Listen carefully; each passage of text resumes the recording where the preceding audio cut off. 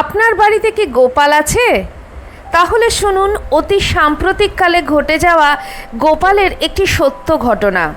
জয়পুরের একজন ভক্ত ছিলেন। তার বাড়িতে গোপালের একটি বিগ্রহ ছিল, ছোট্ট গোপাল। তাকে স্নান আহারাদি করিয়ে তার দিন শুরু হতো। রাতে ঠাকুরের পোশাক আদি পরিবর্তন করে সুন্দর করে বিছানা পরিষ্কার করে শয়ন দিতেন।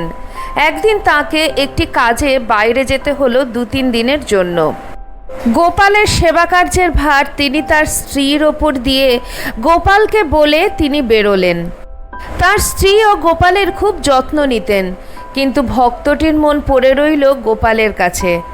2 দিনের তো ব্যাপার, 2 দিন সুযোগ পেয়েছেন তার স্ত্রী গোপালের সেবা করবার। নির্দিষ্ট সময়ে তিনি গোপালের স্নান আহারাদি সারলেন, পোশাক পরিবর্তন করালেন। রাত্রে গোপালের বিছানা সুন্দর করে সাজিয়ে তাকে শয়ন করালেন। এদিকে অনেক দূরে ভক্তটি খেয়ে দিয়ে রাতে শুয়ে পড়েছেন। হঠাৎ স্বপ্নে গোপালকে দেখলেন। গোপাল তাকে বলছে, আমাকে শয়ন দিয়েছে, কিন্তু বিছানার চাদরটি ভালো করে পরিষ্কার করা হয়নি। চাদরের তলায় পুরনো শুকনো ফুল রয়েছে। আমি শুতে পাচ্ছি না, পিঠে লাগছে, পিঠে ব্যথা করছে। স্বপ্নটি দেখে তাড়াতাড়ি ভক্তটি ঘুম থেকে উঠে পড়লেন।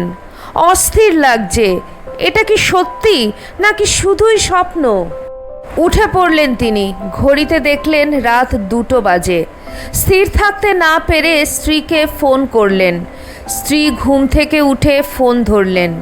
কি ব্যাপার, এত রাতে ফোন? স্ত্রীকে তিনি তার স্বপ্নের কথা জানিয়ে বললেন, এখনই স্নান করে গোপালের ঘরে গিয়ে গোপালকে তুলে বিছানার চাদর সরিয়ে দেখো তো নিচে কোনো শুকনো ফুল আছে নাকি। তার স্ত্রী ভাবলেন, এটা হতে পারে নাকি? তিনি নিশ্চয়ই গোপালের কথা চিন্তা করছিলেন বলে স্বপ্নে দেখেছেন, আর তিনি তো সব কিছু ভালো করেই পরিষ্কার করেছেন। স্বামী জোর করায় অনিচ্ছাকৃত গেলেন স্নান করে ঠাকুর ঘরে। গোপালের বিগ্রহ সরিয়ে বিছানার চাদর সরাতেই চোখে পড়ল, সত্যি চাদরের নিচে পুরনো শুকনো কিছু ফুল রয়েছে। অশ্রুপূর্ণ হলো তার 2টি নয়ন। এও কি সম্ভব? তৎক্ষণাৎ তিনি স্বামীকে ফোন করে সমস্তটা জানালেন।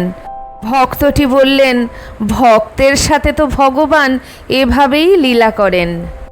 বলো জয় শ্রীকৃষ্ণ।